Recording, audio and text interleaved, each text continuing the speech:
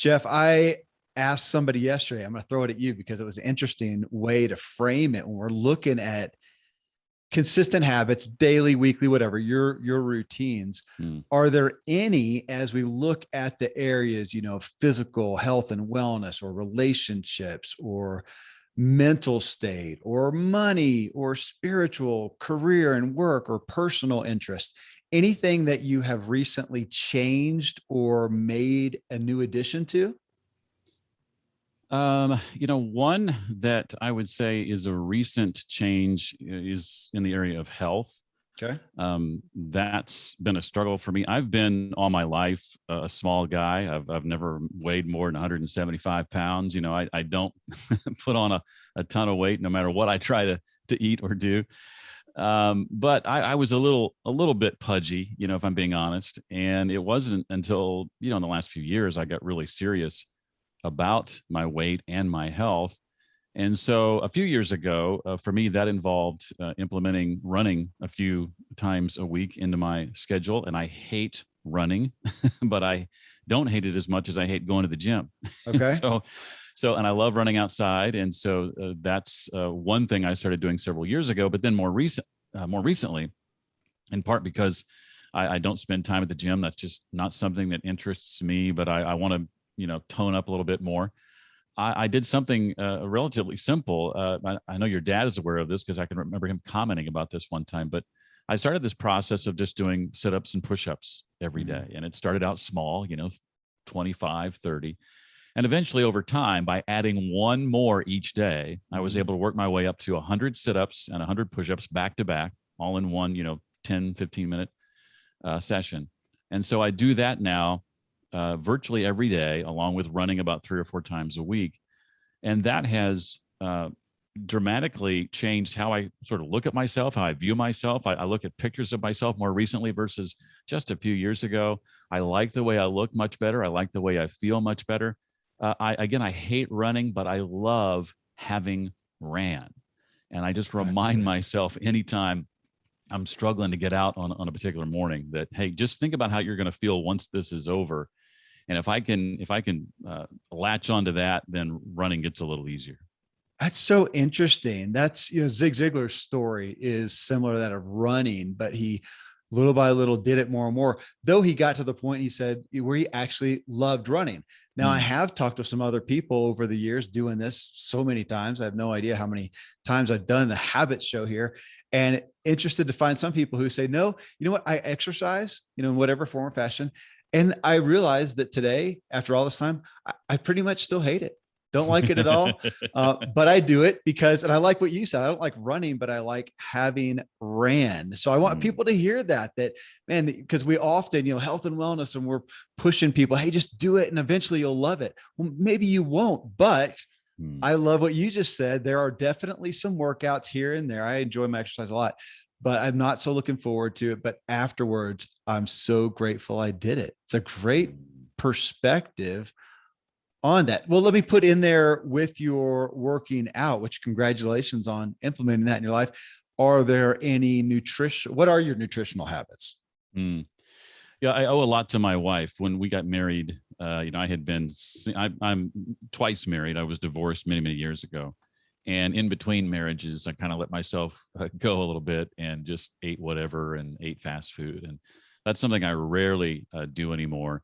We eat a lot of fish, a lot of chicken, a lot more salads in the years I've been married than all of the years preceding my being married.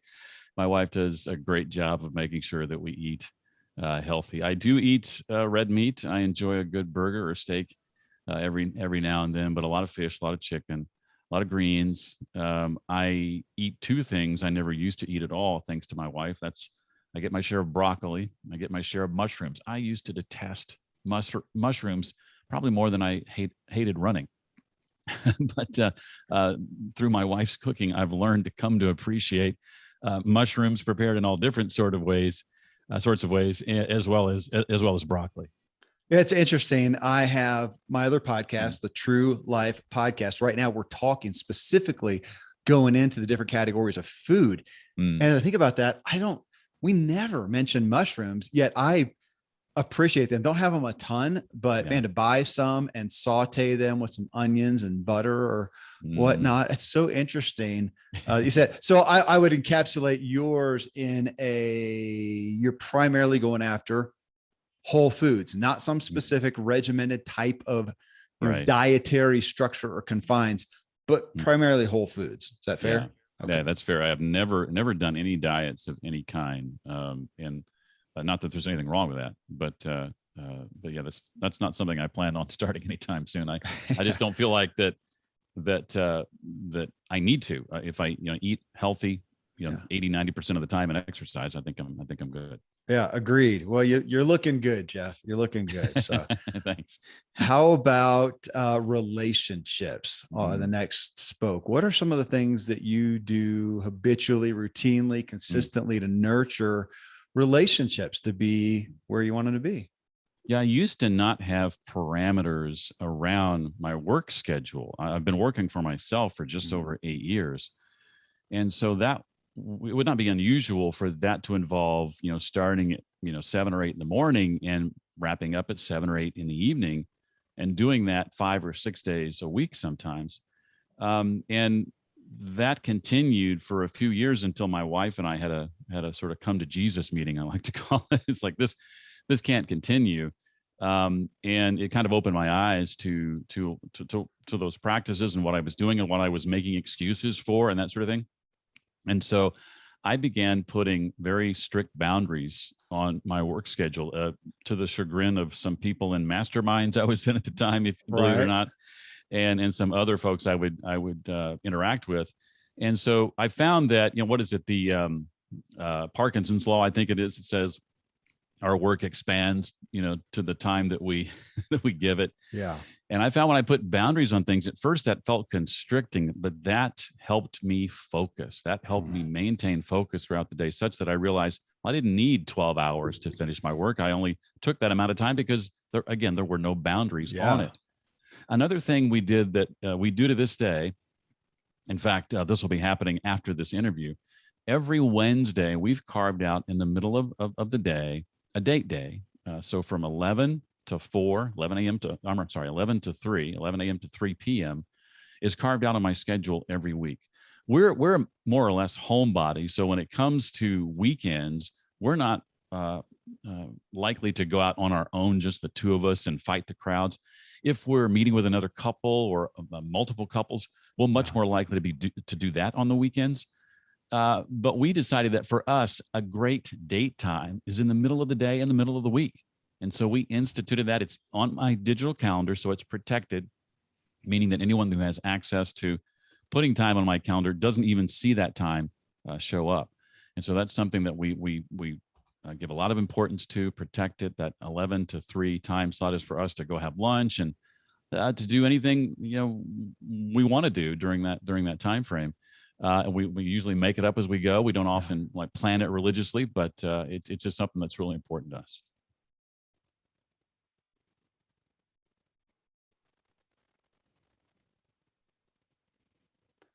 All right, Jeff. Next spoke is mental, the things that you do. And gosh, we're in a time right now where mental health, is it's Mm. constant. But in the personal development industry, obviously, we look at so much that we do to alter and refine and solidify our mental abilities, mental state. So, what are some of the things that fall in line for you there?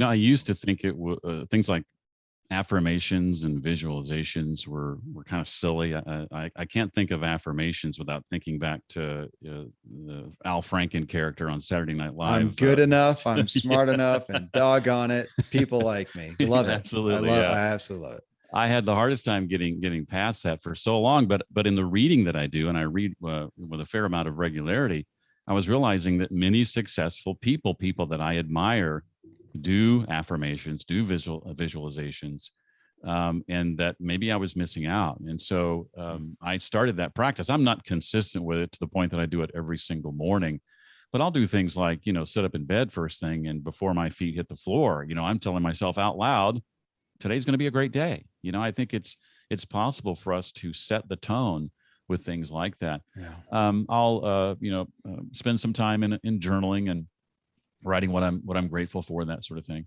And I have found too, I mentioned books. The books that I read have been transformative for me and my mental health. I would say, in part, just by expanding my mindset as to what I think I'm capable of. There have been a couple of times where I've suffered from bouts of, it's only been a couple. Thankfully, I've not been clinically diagnosed with having suffered from anxiety, but that's what I would call it, a panic attack, on a couple of different occasions. Oddly, in the very moment we're in right now, doing podcast interviews, being on stages where I thought I was an imposter, being on stages. This was years ago, thinking that I'm somewhere I'm not supposed to be. How did I get here? This person thinks I'm an expert in X, but I don't think I'm an expert in X.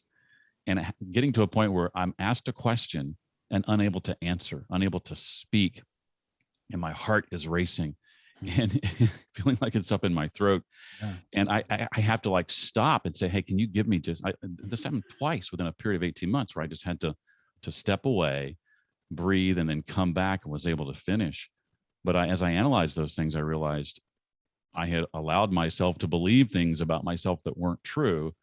And because of that, anxiety got the best of me. So the books that I read, books like 48 Days to the Work and Life You Love from your dad and many others, again, have been transformative for me in getting beyond that. I want to ask you, Jeff, about that imposter syndrome. I find it to be so rampant and something that I struggle with as well.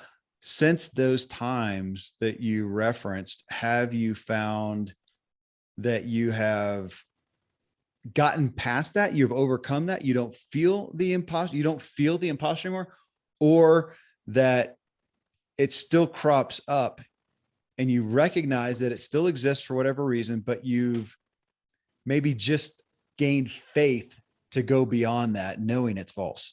Yeah, it's the latter. It still crops up and rears its ugly head. And I think that will always be the case to some degree. And I think always be the case for all of us to some degree. But the degree is far less than it used to be. I'm able to recognize it for what it is, to label it, to name it, and literally move on. I think it's important, as I pray and meditate every morning, to call those things out for what they are. I'm a big believer too, and we're both huge fans of Seth Godin. I'm a big believer in this idea that Seth once shared with me, and it's not necessarily unique to Seth, but this idea that your belief and your confidence in yourself, if you're going to do anything worthwhile in the world, is always going to be playing catch up. It's always going to be playing catch up. And so your job is to do first and believe second. He said to me once, we don't take action because we believe because we take action. And again, he punctuated that with do first, believe second. So I've embraced that. It's not a fake it till you make it type of mindset. I recognize that I'm capable of this thing I'm about to embark on. I may not feel fully ready, but if I can just take action, eventually that belief and confidence in myself catches up. That's interesting. I'll be thinking on that, because I ponder that it comes up that I'll have that imposter syndrome. I know that I'm capable. That's a good way of looking at it. I know that I'm capable, which is what makes it odd. And yet it's still there. And I walk forward on the faith of my capability. Again, even though it's odd that imposter syndrome still pops up, and it's just an interesting topic because it exists in so many people. My experience, and it may just be because of a bias of that's who I'm around more so, is men. Thank you. Financial spoke next. Tell me about some of the money habits you've got. I've had a lot of struggles here over the years. I wasn't really taught in school, how to do things like balance a checkbook and all those sorts of things. As many of us are not taught. I kind of learned those things from my mom, thankfully, eventually. But I'm a big believer in the Mike Michalowicz sort of concept of profit first. When it comes to business, the typical thinking is, well, we have this revenue coming in, and then we take out expenses, and then what's left over is profit or what we pay ourselves. And Mike's whole concept is no, you take that revenue, then you pay yourself first. And then what's left over goes to expenses. And if there's not enough, that makes us really look long and hard at what our expenses are and where do we need to cut expenses first versus, cutting your own salary or what have you. And so that's been something I've tried to practice for about since I became familiar with the concept about 3 or 4 years now. And I do the typical saving in mutual funds, no NFTs this time. Those make me a little bit nervous. I've got some friends who are doing well in that space, but I would just have to learn a lot more about that before I'm willing to step out there. It's just a little too volatile for my taste. And in giving has been something that thankfully I've been able to do consistently to my church and elsewhere for a little while. But here's the thing. I found that it wasn't until I started doing things, and I'm ashamed to admit this, honestly, but doing things like automatic bank drafts for various institutions that I want to give to, that it got consistent. There was sort of a mental issue I had for the longest time, Kevin, of, well, I need to take this step manually and give this and acknowledge I'm giving it. Scripturally, I felt like it was important to do that. But what I realized is I wasn't as consistent as I wanted to be. And I thought, well, what is more important for me? I decided it's more important for me to be consistent and do this, whether I'm having to think about it or not. And consistent for me meant those automatic bank drafts. And so over the last 3 or 4 years since I've been doing that, I've given far more than I did leading up to that. Am I engaging with that as regularly as I did when I was doing it manually? No. But the impact of what I'm giving, I think, has done far more than the old way I was doing it. And that's how I've justified doing it the way I do it now. Oh, it's interesting. I remember it used to be I tithe 10% militantly. You want to know how much I made in a year? I could tell you that by the church. They give you the thing, how much you gave at the end of the year. Yeah. Because it was dead on. And then what you said, Jeff, is what hit me. That, man, I have no connection with it. It's like a bill. It just goes. I just don't pay attention to it. And so I stopped doing that. And we were at a time where we were very tangibly involved with a ministry. We were given money. It was great.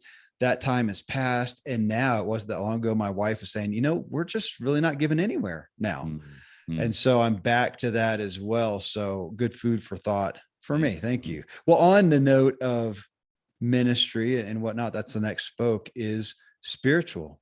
What are some of the habits you employ to have yourself spiritually where you want to be? Well, I would like to say that daily Bible reading is something that I've always done, but I can only say that to be the case consistently for the last year and a half, honestly. It wasn't until, I started, I wanted to get through the Bible in a year. That's something I had never done. And so I started a Bible in a year plan in 2017. And I think I made it about 3 months or so. And then, that ended. And if and when I read, it was just haphazard and whatever. And then 2020 came. This was pre-COVID. I didn't know COVID was coming, but 2020 came and I thought, I need to recommit to that. I need to finish what I started. I could have started right back from the beginning, but I thought, no, I'm going to give myself some momentum. I made it 3 months in. I'm going to pick up with where I left off, go back to the Bible app. My marker's still there where I left off. I'm going to pick up with that and finish the rest of the Bible. So in August of last year, somewhere around August, I got through the entire Bible. And I decided then I would make it a point to open my Bible app on my phone every day. And the Bible app serves up, a verse of the day. And so every day I go through that verse. I take handwritten notes on what I'm reading. They walk you through a story. There's someone who presents the verse. There's the verse itself. There's a written devotional video, etc., much like an Instagram story. And I walk through that and I take about a page of notes in my daily planner every single day. And I've done that. I've been doing that particular thing now for over a year, because I started that in August of 2020. And I have 624 consecutive days in the Bible. So that to me, I'm 55. I don't have any streak, anything close to that prior to the last year and a half. So that's taken discipline. It all was a part of a process of me getting serious about my weeks and how my weeks are structured. and the date days and all of that stuff. And all at once, I just overhauled the entire week and said, I've got to get serious about this, and been able to maintain that streak, not only with reading from the Bible, but also a couple of other devotionals. I do a total of 3 every morning. And I use the word devotional loosely because they're not all true devotionals, but one is Leadership Promises for Every Day from John Maxwell, which refers to a Bible verse and then teaches a leadership concept. And there's one for every day of the year. And then I also read just to kind of challenge my thinking sometimes on things or expand how I view things, is I read from the Daily Stoic every day, a book by Ryan Holiday. And I've been doing all 3 of those now since January 1 of 2020. I spent about a year going through or utilizing the Daily Stoic as well after it was sent to me by my father, Dan Miller. He sent it to me and I went through that. And, on that aspect of daily devotionals, I'll put in a shameless plug for Zig Ziglar. Folks, if you don't know, he's got one called Daily Insights with Zig Ziglar. Oh, I didn't and know. That one has been, it's been in that probably spent 3 years in our family, the primary downstairs bathroom, to be candid, but it's a great one. So if you're a Zig Ziglar fan, a lot of people just don't realize it's there. Daily Insights with Zig Ziglar. All right. Well, hey, the next one on here, Jeff, is career. And, career. Now you're self-employed, but you've had various things you've done. This is one, as most people on the show, you've got a lot going on. Your book just came out, lots of opportunities cropping up. So what are the things that you employ to keep your career where you want it to be? Not getting distracted and looking at all the other opportunities is one that I often find myself looking at, but also the things that just helps your own, productivity. Anything that stands out for your habits with your workday. Yeah. And we've talked quite a bit about one of those, and that's the intentional and consistent reading I do. So I won't spend a lot of time on that. But right up there with reading, I would put the mastermind groups I've been involved in. I facilitate mastermind groups, but I also participate in peer-to-peer mastermind groups and have for close to 10 years now.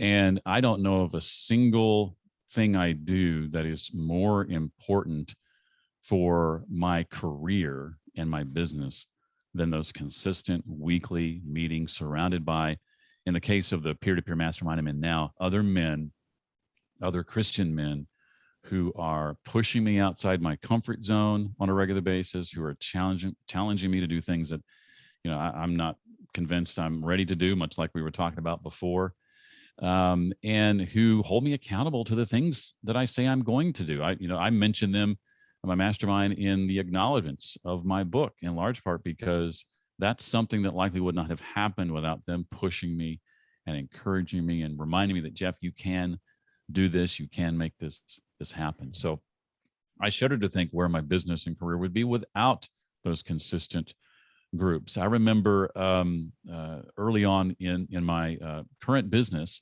wanting to reach out to a pretty significant influencer about doing a joint venture webinar. And I didn't think that I was ready, and I didn't think that this person would say yes. And they reminded me, Jeff, by not asking this person, you're saying no for them. Let them say no. Don't do it for them. And so I reached out to this person and asked, and I got an email response within less than 10 minutes. Absolutely, I would do a joint venture webinar with you.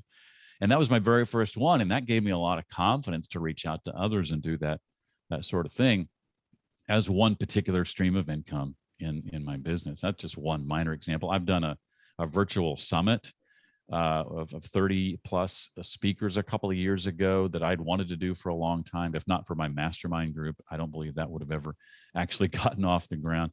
They've just been instrumental in helping me reach the goals I set for myself, and again, keeping me accountable to those goals.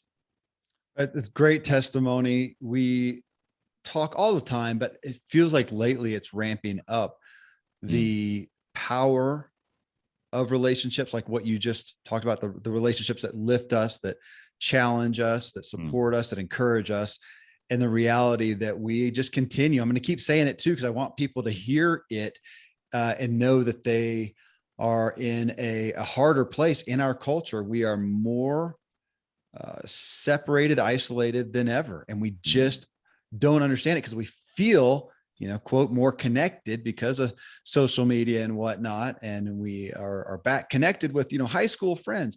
Right. But who do you have that you can, well, my dad, he's big on his 3 a.m. club. Who can you call at 3 a.m. Mm. with a need? And they're there to help you. And as we talk about that more and more, we find that the majority, like, what does the average person have? How many? Zero. Mm. That's flat out the reality right now. The average person has nobody they can call, maybe a family member from an obligatory sense, which is not really an invested, friendship as you're talking about. So thank you for putting that out there. Mm. Personal spoke is the last one here. Always curious one for me. This one can be under, it ultimately is self-care, but I Mm. like to throw in the words of play and Mm. fun, hobbies, any personal interests that would Mm. fall in there. What do you participate with habitually in regards to that makes Jeff an inspired Jeff? Yeah, and self-care is a big part of that for sure. I mentioned, time and gratitude every morning. Yeah. My morning ritual is very, very important to me because I think without that, I'm not the person I need to be to have the impact I want to have throughout the rest of the day. And depending on your season in life, you may adjust how much or have to adjust how much time you dedicate to a morning ritual. But I'm at a place now where I can dedicate as much as 3 to 3.5 hours Mm. to a morning ritual. If I get up at 5 a.m., and I don't always get up at 5 a.m., but that's the goal. And I adjust my morning ritual. I used to think I had to do these same 13 things every day, and it was very regimented to the time I spent on each one of them so that I could get them all in 3.5 hours. Most mornings they didn't happen, and most mornings I ended up frustrated because they didn't happen. And what I realized is I needed to loosen that to the extent that I still have those 13 things listed out. I still wrote them down and identified what those things are. But now I allow myself to pick and choose from that list the things I'm going to do today, or look at the day ahead of me and go, which of those 13 things would really impact me today the most right now if I did them this morning before the day began. So it's like a smorgasbord of things I can choose from, Yeah. and I'll start my day doing it. Now, there's some things that are non-negotiable, like those things I mentioned earlier, the reading that I'm doing in the morning, the Bible, the daily Stoic, and leadership promises from Maxwell. Those happen every morning. Prayer. Some things are non-negotiable, but other things I can pick and choose depending on the kind of day I want to have. As far as fun, for some, this I guess is work, but I love, and I've recently been given the go ahead to do this at my church, the small group at my church. It's, we say small, but it's probably, I don't know, 30 couples or something like that. So 50, 60 people in a small group. But others have been paying attention to the things I'm doing out in the world, and they're saying, Jeff, we'd love it if you'd bring some of that knowledge here to us. I think about some of the stories your dad has told me of going to churches with his 3-ring binder and teaching 48 days. Yeah. From that 3-ring binder before it became a book. I'm not comparing yourself or myself to your father by any means. I don't mean to be sounding like I'm doing that, but it's been really fun for me to get in front of groups and talk about the kinds of things you and I are talking about today, the things I think that most people don't take time to learn and to understand. So to me, that is a lot of fun to get in front of other groups and give these sort of mini public talks. I say, it's funny to call that play, in part because I used to hate public speaking. I used to be terrified of public speaking. So to even hear myself say that all these years later, it's kind of funny. Something that I used to hate, I now love to do. Beyond that, my wife and I love, a good movie occasionally. So we've got the, Dolby Atmos enabled sound system at home and the 4K screen, and it sits there blank most of the time, or on some screensaver, fish tank screensaver or some nonsense. But we love to fire it up on occasion, maybe once a week, and just watch a good movie together and feel like we're at the theater without having to go to the theater. Yeah. Agreed, man. I so enjoy a good movie. I have such a hard time finding something I'm willing to risk 2 hours on. Right. But yeah, I get you on that, man. Thank you for coming back, for giving us a behind the scenes look and talking through the habits. You've got me thinking on a couple things. So I'm inspired, and yeah, appreciate you investing with us again, Jeff. Thank you so much. Thank you, Kevin, so much for having me. I enjoyed this conversation immensely, so I appreciate it. And you're welcome on my show anytime. And anytime I can offer advice or help to your folks, I'm happy to do it. Absolutely.